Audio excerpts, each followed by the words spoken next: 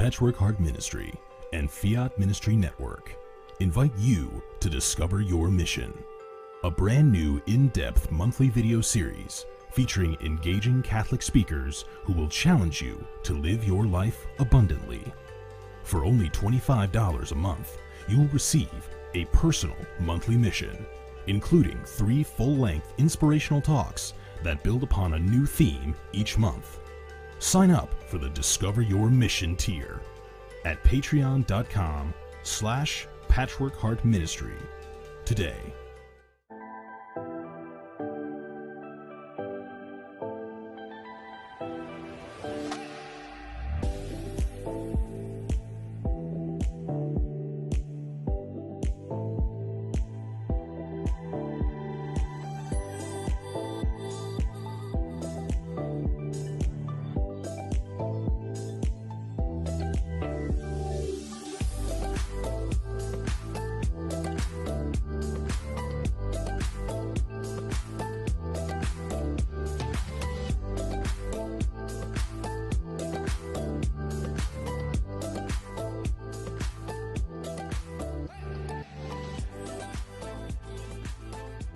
Fiat Ministry Network and Patchwork Heart Ministry present Journeys in Faith.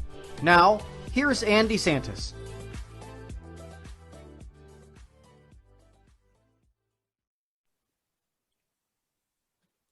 Hi, welcome to Journeys in Faith here on this Friday night. Thank you so much for joining us. And I have 2 great guests to talk about Holy Land pilgrimages with Select International.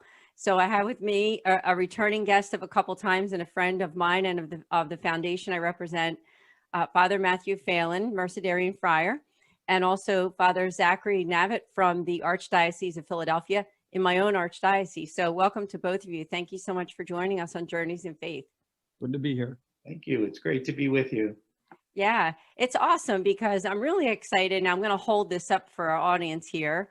It's the Holy Land pilgrimage that we will be hosting. Myself and Father Matthew will be the spiritual director. And the dates for this Holy Land pilgrimage are March 14th to the 21st of 2022. So we are going to unpack that, talk a lot about it, and also talk a lot about Select International and our friend Adina Krunik, who is the founder and CEO of Select International. I'm sure that our producer will be putting up the website there and some information about Select International. So I thought we could also talk about the fact that Father Navit is also going to the Holy Land this year, starting on September 19th. I believe it's for 11 days, correct, Father? It's a 10-day trip, but with an optional extension to go to Jordan at the end of the trip. So to continue it for another 3 days. Oh, that's amazing. So we're going to talk about both of those 2 trips during the show. But I thought we could start out by talking about the fact that both of you were in the Holy Land before more than once. I know that Father Navit has been to the Holy Land more than a couple times. And I have friends that were there and have told me how wonderful it is to visit there. So why don't we start out with you, Father Navit? What was it like for you the very first time you went to the Holy Land? And just tell us as much as you can about what are the benefits to visiting there. Sure. I don't use this description lightly when I say that the Holy Land is a life-changing trip. And I know that from my personal experience because I found it life-changing. Full disclosure, I really never had a desire or draw to go to the Holy Land. I've had the opportunity to travel many places. Italy's one of my favorites, is my favorite, but so I would always seem to be leading groups there. But in my work at the time for the Archdiocese of Philadelphia, I was asked to coordinate an Archdiocesan pilgrimage to the Holy Land. Never having been there, I thought it best to go and see for myself. So I went with 3 other priests in cooperation and as coordinated by Adina and the team at Select. And we had, it was just a life-changing experience. You know, we grow up hearing about these places. Every time we go to Mass, we hear where Jesus is, or we can picture maybe in our minds what it might be like. and where all the events of our faith happened. We picture them, we hear about them, but to actually then be there, to actually, stand and be at the place where Jesus multiplied the loaves, or where he performed a healing in the synagogue, where he taught in Capernaum, to be at that site, and then to then go to the place where he was born, the place where he was conceived, the house of Mary in Nazareth, where he was born in Bethlehem, and then to walk the walk of Calvary, the Via Dolorosa, and to end at the site of his crucifixion, his death, his burial, and the site of his resurrection. To be in these places, I've never listened to, read, or prayed with the scriptures the same way, having been there. So that experience, that first trip for me, was life-changing, just in my whole approach to the scriptures. My faith really, in a way it never had before, it became so much more real, because I could now understand some of Jesus' words, why he described something, or when he spoke about something in a certain place, all of a sudden it clicks, here's what Jesus meant. So really, that was an incredible experience, that first trip. I've been fortunate to return since, and each time has been a blessing in different ways. They say that you go the first time to the Holy Land as a tourist, because we are, although we go on a pilgrimage and it's overwhelming. We just see so much, and we want to remember it, so we're taking pictures. Maybe we're writing everything down. We're trying to capture it in some way, because again, these are life-changing. But what I've found then, when I've been able to return, I'm not as worried about a picture, I already have it, or a souvenir, I already got one the first time, that I could enter a little bit more. So it's really, I've been very blessed to be able to travel more than once to the Holy Land. That's a blessing in itself, but to have that experience of being able to just allow the Holy Land to truly speak to me in my heart. So. Wow, thank you so much for sharing, and it makes me personally excited that I'm going to be going in March of 2022. And I do want to invite people who are watching right now and you're thinking about it, these are two opportunities that you have to go to the Holy Land. Now, let me explain. So Father Navit is doing his own pilgrimage, which will be through Select International Tours.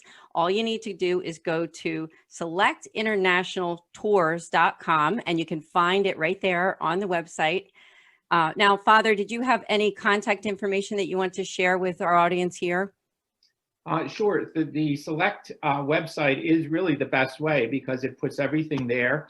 Our contact in the office right now, we have two, Susan and Rebecca. So if you're more comfortable, some people watching might be internet people, and you can go online, you can see the brochure, you can actually register online or send questions.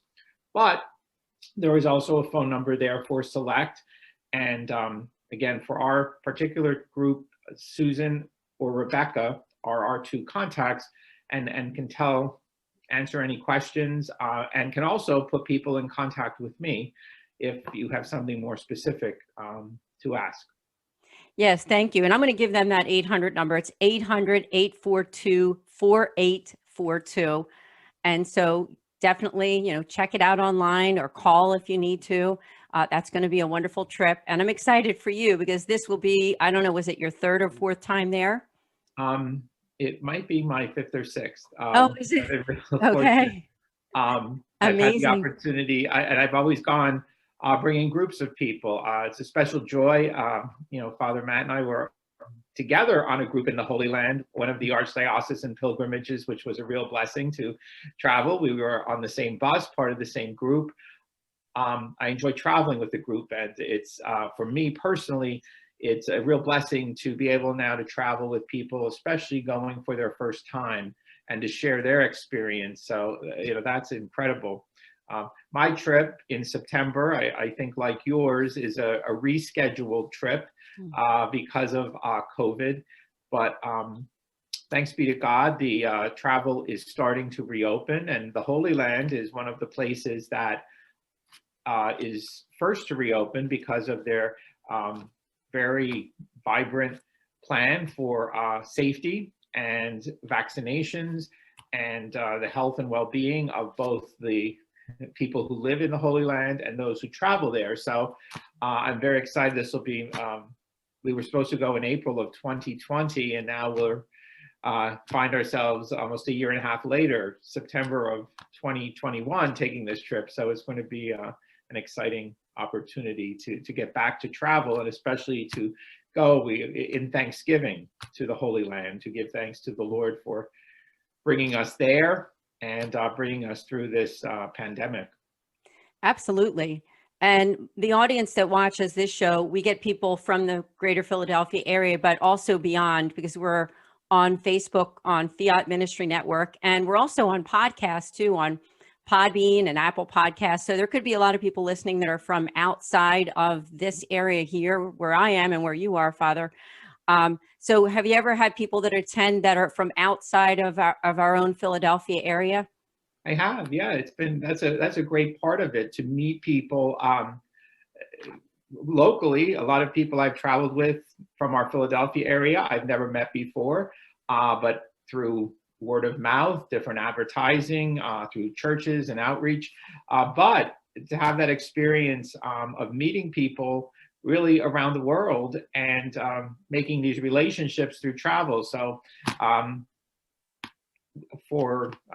thinking of a family that joined me again in 2019 for a pilgrimage from California.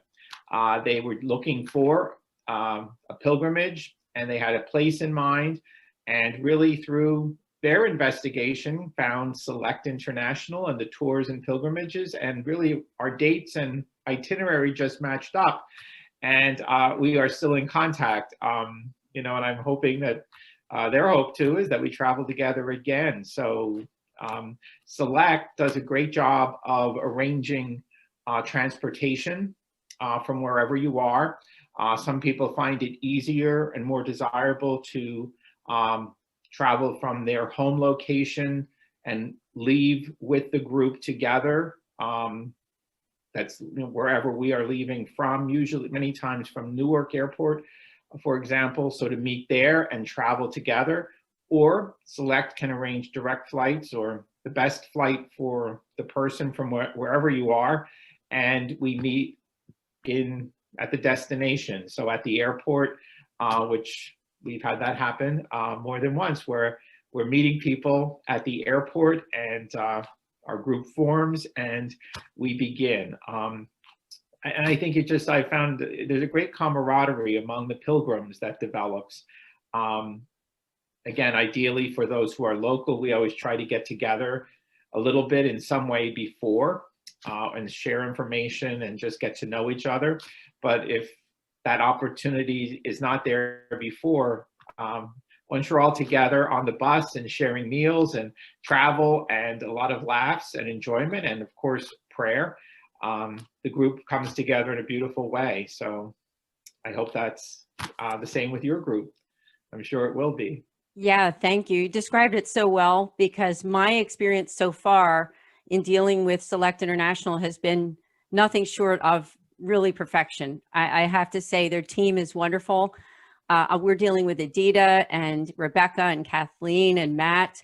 And I know there's more people too, but they're just great people, and they're real professionals and always great about getting right back to you too.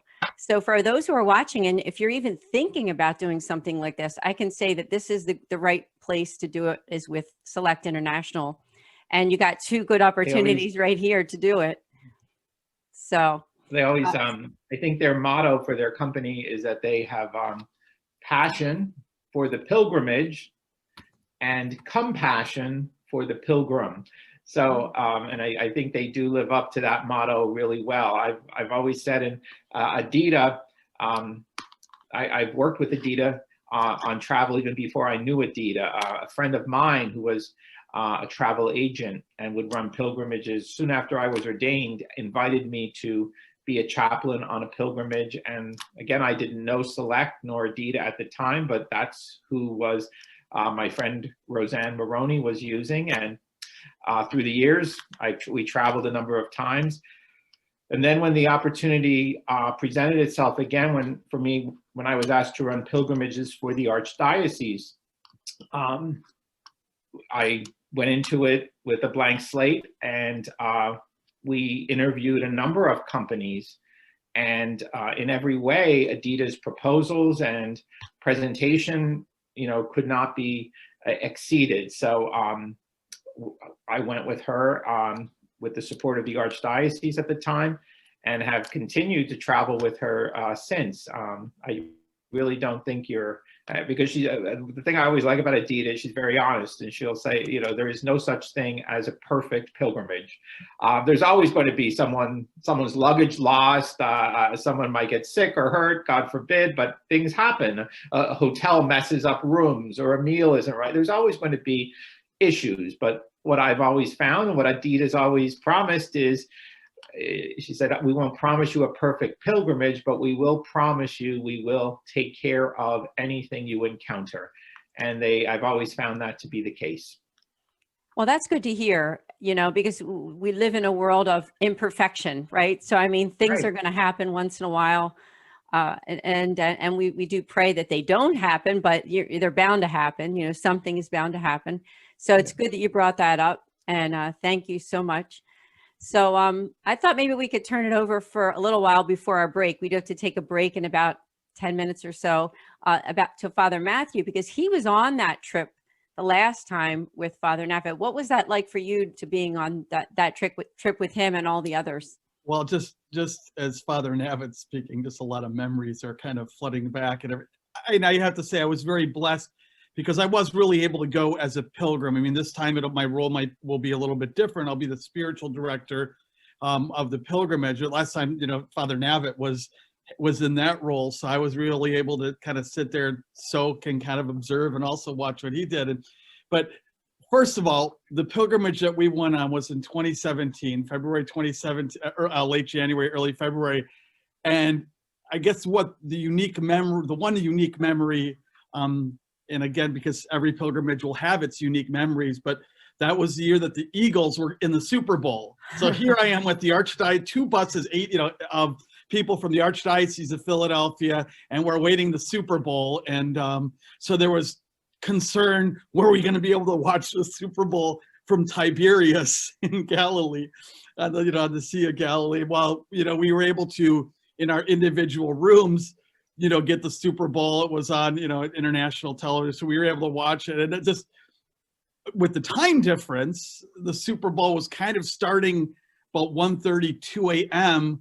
where we were.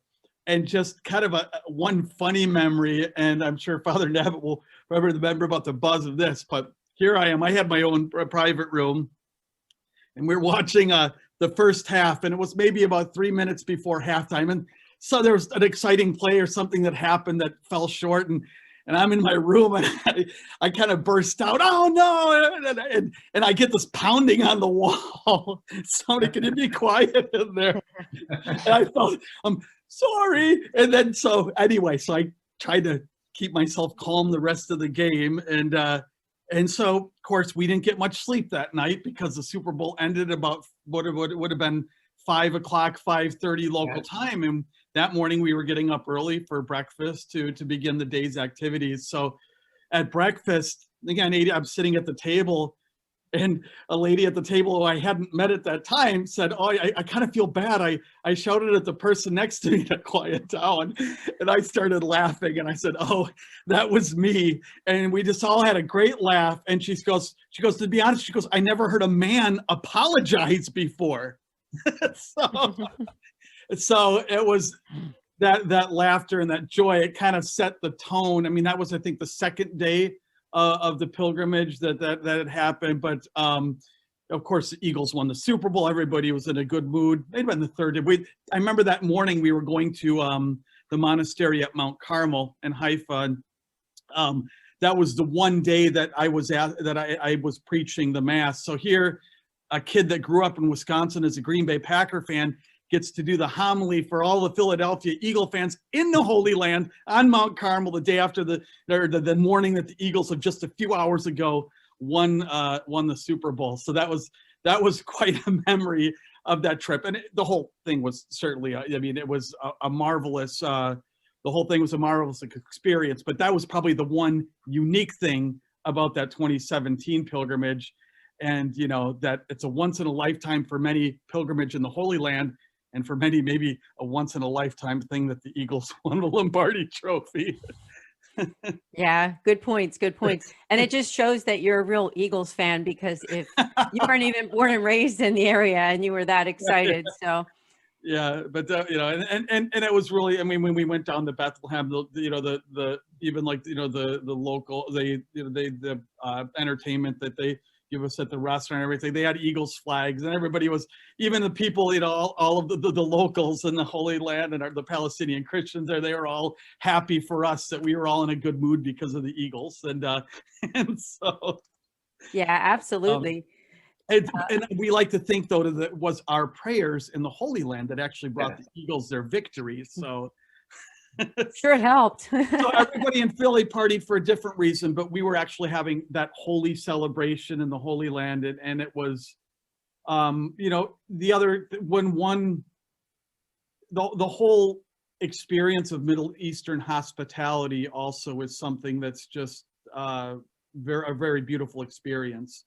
And that's one of the wonderful things when, I became a pastor up here in Leroy, New York, and, we started talking about doing a pilgrimage, and I thought, you get a lot of mailers of people that do pilgrimages, and I said, well, I can't imagine going on a pilgrimage that's not Select International. So I contacted them, and now, interestingly enough, this is because of COVID, we had to change it, twice.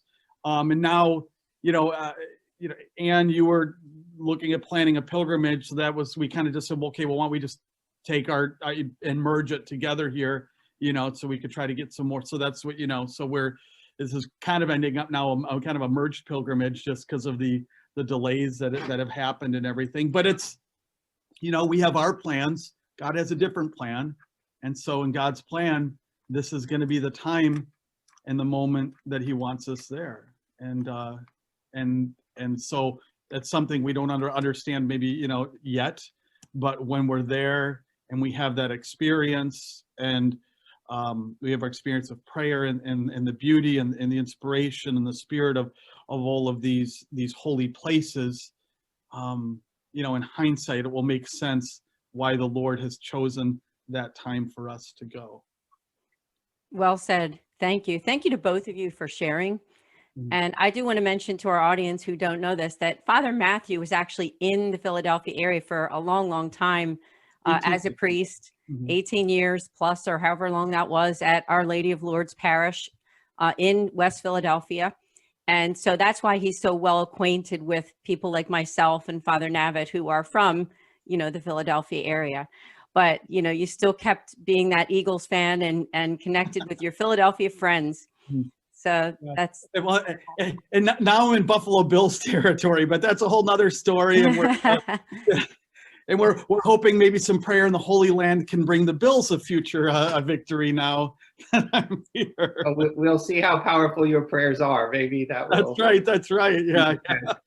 That's right. Now, we do have to take a short break, but maybe during that commercial break, I invite you to go to selectinternationaltours.com and just check out what we've been talking to you about the pilgrimages, and also just about Select in general and learning about them. So we'll be back here in just a few minutes. So see you soon.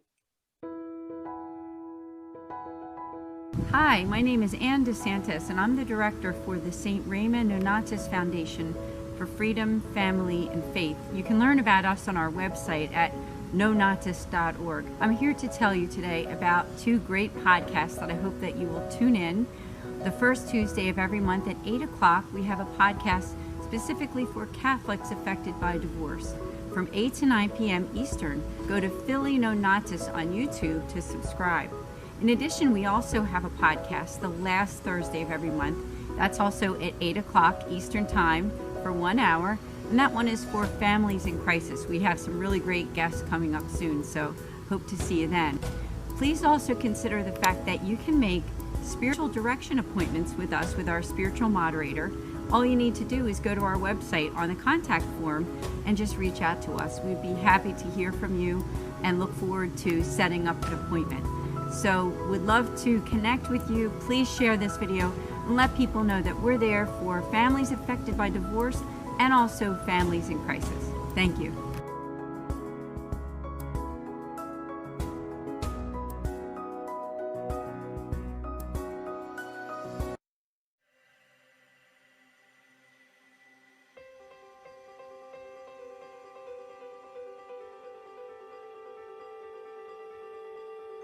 Patchwork Heart Ministry and Fiat Ministry Network present the Discover Your Mission series.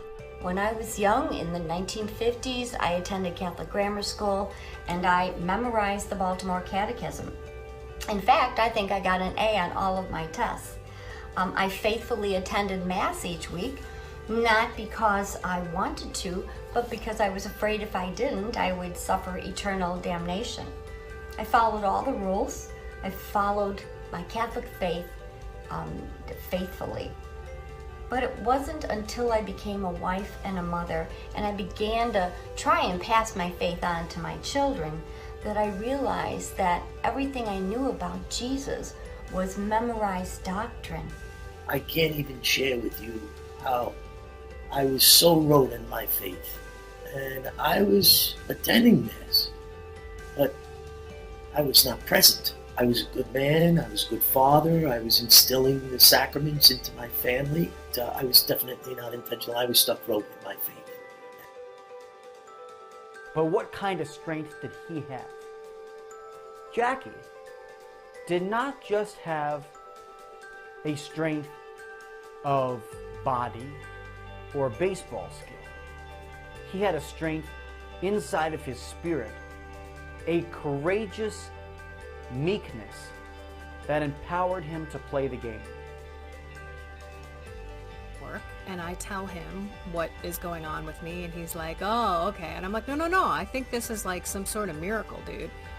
And he's like, oh, of course, but I'll believe it when I see it. Honey, you've been trying to quit, and you've been saying this and saying that. And I'm his big line to me is, you shouldn't say things because I never follow through on them. And so this was week after week, month after month. He is looking at me like, this is a miracle. There is no way that you, on your own, could have done this. In 1 Corinthians chapter 10, verses 16 through 21, St. Paul compares the sacrifice of the Christians to the sacrifice of Israel and then to the sacrifice of the pagans. Paul calls the chalice the blood of Christ, and the bread as participation in the body of Christ, and then warns his listeners that you cannot partake of the table of the Lord and the table of demons at the same time. So in other words, you need to decide, what are you going to participate in? Are you going to participate in the historic Christian idea of the altar of sacrifice, which is in the Eucharist, or not?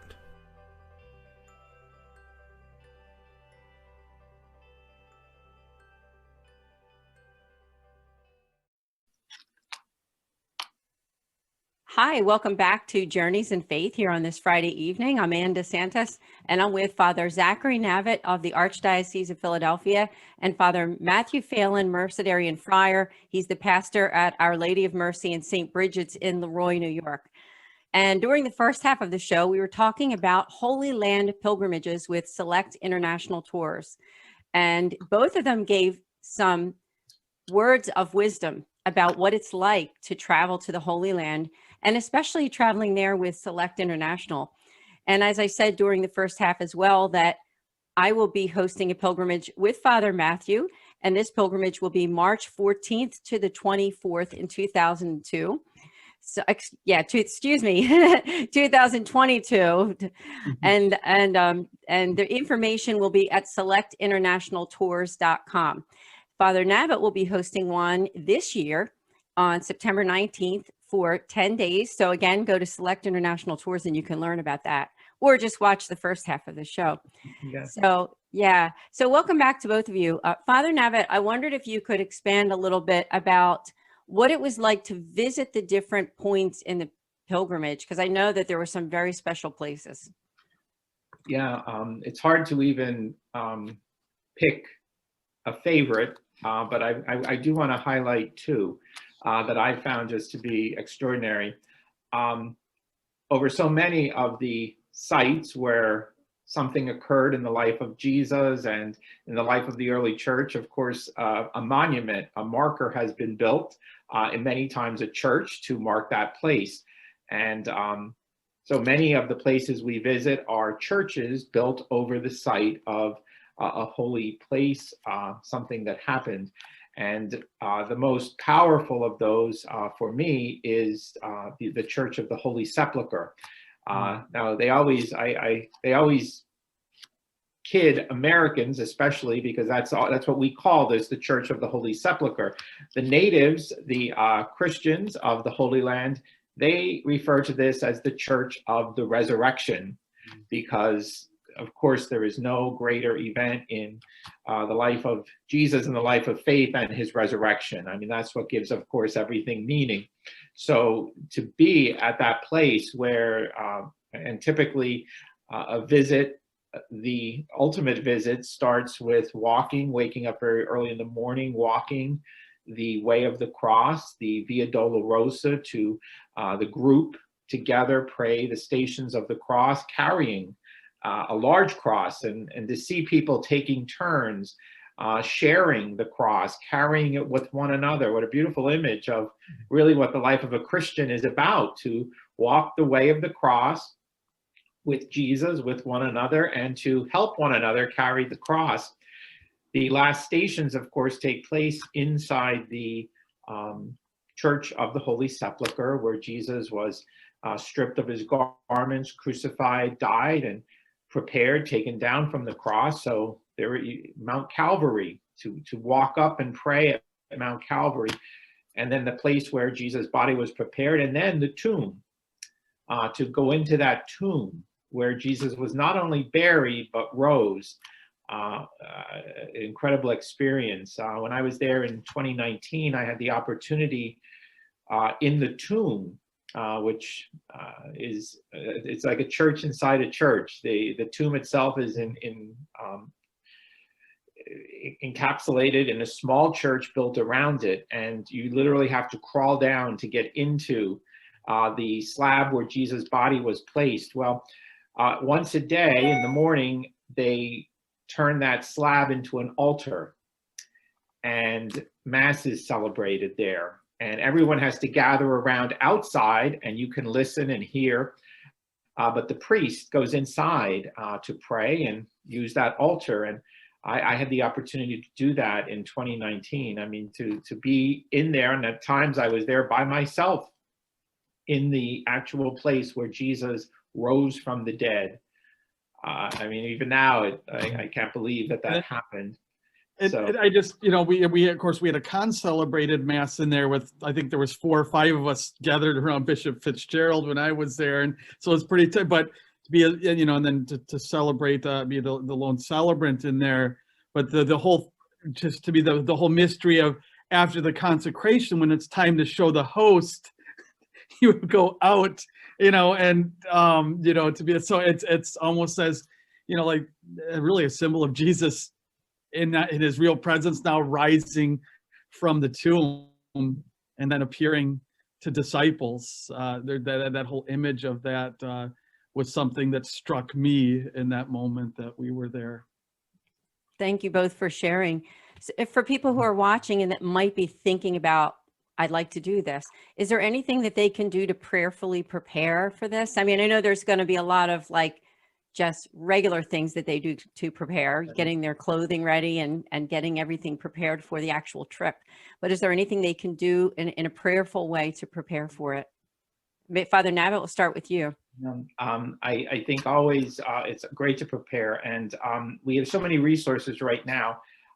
through the internet. I would certainly recommend take the itinerary. I know you have an itinerary for your trip, and people who inquire will be sent or can access the itinerary online. Just to Google each place where you're going to find out. And you can find the references, and I mean, I know this because I've done it. You can literally find the references for each church, each town, each site that will be visited. Google, through Wikipedia or other sources, will give you the scripture verses to go and pick up the Bible and read what happened at that place. And it's amazing because some places are recorded, say in all 4 of the Gospels might record an event. Others only occur in certain Gospels. So I found it gave me a greater appreciation for the scriptures. I always recommend that when everyone's packing to come to the Holy Land, that you pack some version of the scriptures, whether it's the Bible as a book that you pick up and use, or you have it downloaded on your device. I think it's essential for anyone traveling the Holy Land to pick up the Bible. And I found this with many people, if they're not used to reading the Bible or using the scriptures, this is like the entree into it. So I really think, now there are travel guides too you can go out and buy or pick up, but like I said, so much is available online to get you started. But I think the Bible is the best place to start.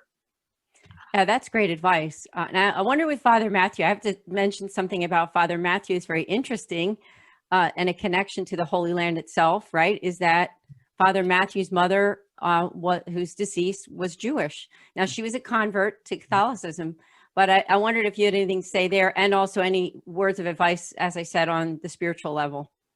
I don't know if I have anything to say in that regard. I guess certainly blood-wise, there's a certain draw to the Holy Land, yeah, that's in my spirit, and that I guess I couldn't even describe.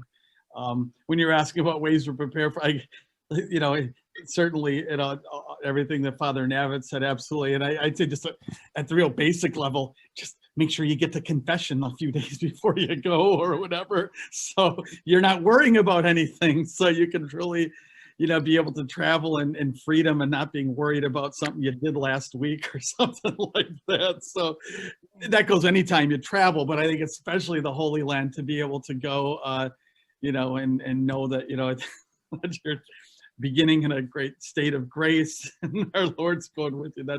That's always, of course, a recommendation as a Catholic. We always want to do that. So. Yeah, thank you. But, and it was, it's interesting because it is one of the interesting things, with my ethnic background. I have a biological brother who's an Orthodox Jew, and it was interesting because he went to the Holy Land. But it's interesting as somebody practicing the Jewish faith, his experience of the Holy Land is different than a Christian going to the Holy Land too. And I just remember, it was in going on a pilgrimage, with Select with a Catholic group. There were areas that I was able to go and see that he, as a Jew, wouldn't even imagine going to see. So like going to, I remember when kind of messaging with him when I was over there, and telling him why would you be in the West Bank? Because I'm a Christian, that's why. That's not a problem. But again, that's not something he would have done when he was there, and so again, it's a place of pilgrimage for many people, even different religions. But the Christian pilgrimage is it's an experience for Christians, and a Jew going there for a Jew and seeing the Jewish site. It's very different. And I remember. I remember Shafiq, who was our guide when we were there, and a friend of Father Navit, and Father Navit has him on many of his pilgrimages. But was because people would ask him, like, oh, what, are we going to go here? Or they would ask him about some of the Jewish sites, and he goes, well, this is a Christian pilgrimage, So for us as Christians, Masada doesn't have like the same significance that it would for somebody that's of the Jewish faith. So there are distinctions in the pilgrimages, and and again the distinction between a pilgrimage and a vacation or a tour. If we were to go there on a vacation or a historical tour, their sites that they're going to go to are a lot different than if they're there on a pilgrimage and really exploring the roots and the places that are significant to us as Christians and as Catholics. Yeah, thank you. Well I said. could just jump in with something Sure. that Father Matt was saying that I think is important. Two things, actually. It's important to prepare not just spiritually for the pilgrimage, but I think what you were just saying, pilgrimage is hard work. It's not a vacation. So I would encourage people to actually start a little preparation, start walking, get in a routine where you can, where you're used to walking. Again, if they can accommodate and help anyone who wants to go, but for your own personal enjoyment, it's good to prepare physically, to get yourself in that mindset and to realize you're going to have some very full days and not a lot of walking shoes. Important. Good walking shoes. The other thing that this was, and one of the points when I first started specifically working with the Select International for the Archdiocese, is Select's commitment to the Christian community in the Holy Land, which the Christian community in the Holy Land is less than 1% of the population is Christian. I think back in maybe the 70s, 60s, it might have been 40%, but just circumstances over time have made this community so small. And really they are keeping our faith alive there in the place where our faith started. They welcome us when we come as pilgrims, as brothers and sisters, and in the faith. And as Father Matthew again just said, their hospitality is incredible.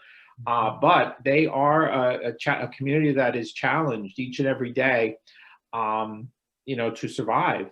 And Select International works with the Christian community there. All of the tour guides are Christians. You can go on a pilgrimage, which is a Christian pilgrimage, and have a tour guide who is not Christian, who is certainly telling you facts, but not necessarily sharing faith. As Father Matthew mentioned, my friend Shafiq he's actually a Roman Catholic who grew up in Jerusalem, went to school there, is raising his own family there, and I point him out because so many of the pilgrimages have these encounters with Christians of the Holy Land, and things Select uses Christian run businesses, restaurants, hotels, as much as possible, tour guides, buses, to support our brothers and sisters in the Holy Land. So that's something to me that was very important. And it's one of the things that I've always appreciated and Select for that commitment as well. Yeah, thank you for sharing. If people want to find out more about what you just said about this commitment that they have, is that listed somewhere on their website? I'm sure it is. It is on the website, and they actually have a foundation called Select to Give, which every pilgrimage, part of their proceeds go to fund a non-for-profit organization that helps different projects in the Holy Land. Education is a big one, providing Catholic education for people in the Holy Land, for students, young students, also helping women in business and establish themselves, and funding for businesses led by women in an area where that's not the norm. They provide a lot of good resources and training. A highlight of the pilgrimage is always something, again, unique to them. One of the nights, the dinner is called Sharing the Bread, when the group actually breaks up into small groups and host families, Christians, welcome us into their homes to share a meal which, to them, we would think of it as like a Christmas meal, or it's a huge meal that these people have, prepared to, again, welcome us as their brothers and sisters, and to get to know these people. I still keep in touch with the families that I've visited through the years as part of this program. So you actually, I always talk about them as the living stones of the Holy Land. We see all these buildings and we walk on stone roads and everything is built, but these again are the people keeping the faith alive, our faith alive in the Holy Land. So to spend time with them and to hear about what their life is, and to share with them, our experience, it's an incredible blessing, which again, I found to be unique to the Tours Select runs. Yeah. Thank you for sharing that. I'm sure that people who are watching, they will be interested, because when you make a decision like this, when you decide that you want to go to the Holy Land, you want to choose an organization that does some very good things like you just described about the Select to Give.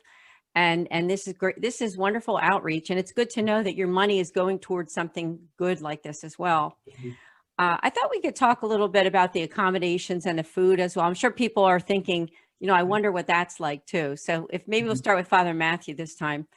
Okay. Get any comments there? I'm going to rewind slightly just because another memory and then something current, that Father Navit in talking about, when we broke bread in the homes, the one family that we stayed with, we had dinner with, at the time, there was a young man in the home who was a film student. And just last year, and I haven't really had communicated with him. I kind of follow him sometimes on Facebook. So he doesn't even know I'm going to say that, but he just released his first film short last year called Bethlehem 2001. And it's a film that really, it kind of captures from his perspective as a child growing up in Bethlehem, what was one of the most traumatic moments historically for the Christians in Bethlehem. And he catches that in an artistic way. People, if you Google Bethlehem 2001 as Ibrahim Handel, you'll find his film. But it's kind of a way also for us to see things from a different perspective. We don't always get the full perspective or every side of a story, and so being able to see maybe how somebody else viewed a portion of history that maybe we've kind of seen on the surface, but really couldn't be a part of it. It enters us then, into a different level of compassion and understanding. So I just kind of wanted to mention that. The accommodation, we're just absolutely fabulous. So which is great because, as Father Navit said, when you're moving around all day, and there's a physical part of the pilgrimage, but you're never going to have a night where you rest uncomfortably or don't have the sustenance that you need,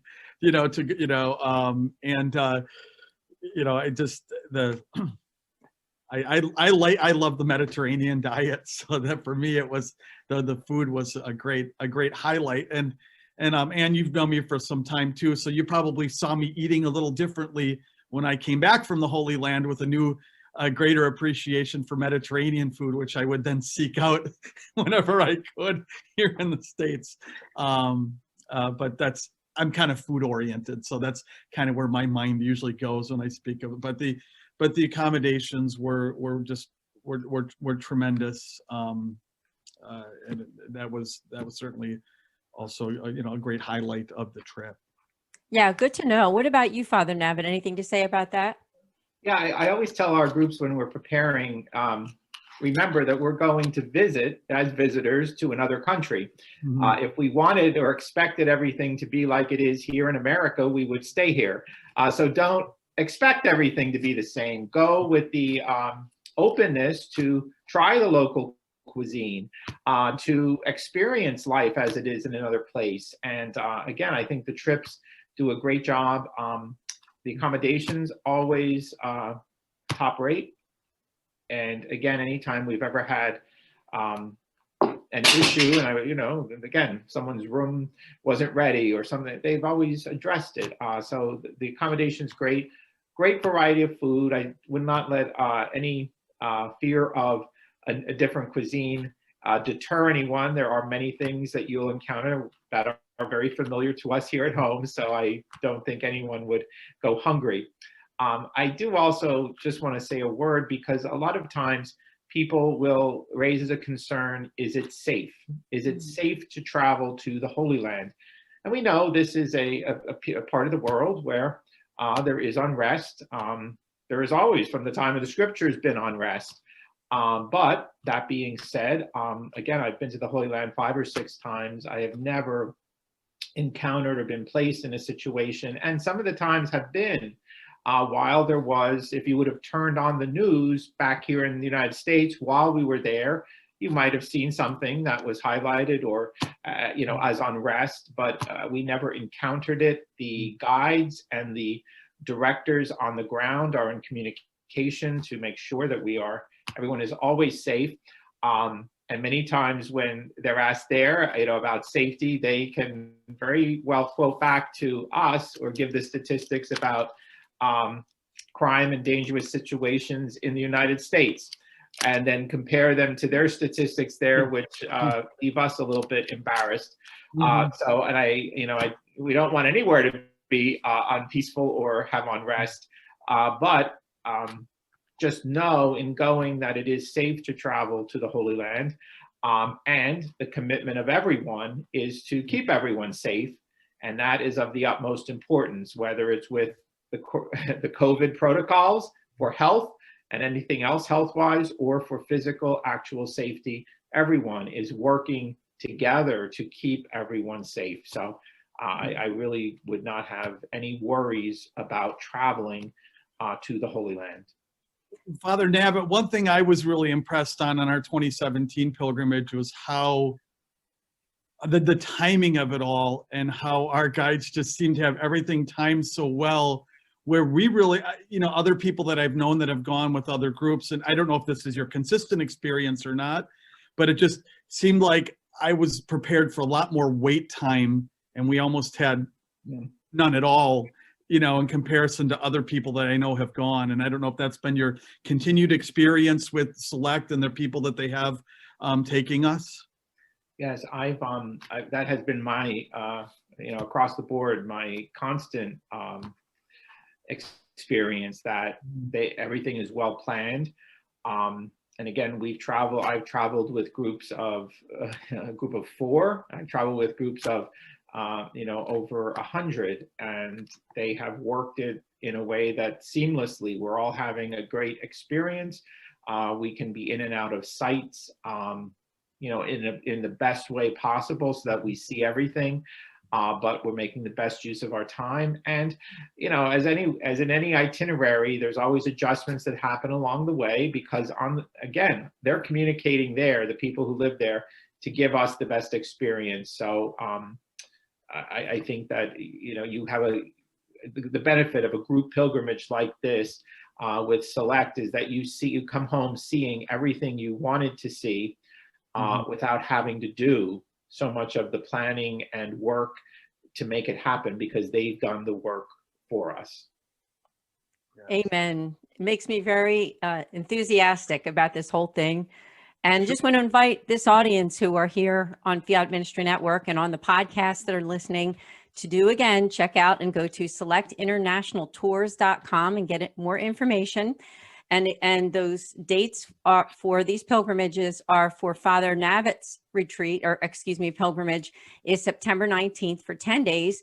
And the one through myself and Father Matthew Phelan will be on March 14th to the 24th in 2022. So I want to thank you both again for joining us. Well, I cannot wait. I hope we talk again after we've all traveled, and but I'm very curious to hear your experiences in leading a group, and this will be your first time, right? It will be. So I'm very, I can't wait to hear how you come back and what you have experienced. Well, we'll have to have a good mentor to watch at least for leading as a spiritual director. So That's right. That's right. Thank you both. And I also would like to make an invitation for people who are watching. As many people know, I'm the director for a foundation called the St. Raymond Donatus Foundation for Freedom, Family, and Faith. It is a Mercedarian started nonprofit. We were founded in 2015 by 2 Mercedarian friars and through the order. And what we do is make outreach to families in crisis and also Catholics affected by divorce and separation. So if you're watching this right now, that invitation is also for you. If you are a friend of this nonprofit, Please do join us. You'll be getting an invitation from me to join us on this pilgrimage. Thank you so much. And we'll see all of you next week here on Journeys in Faith.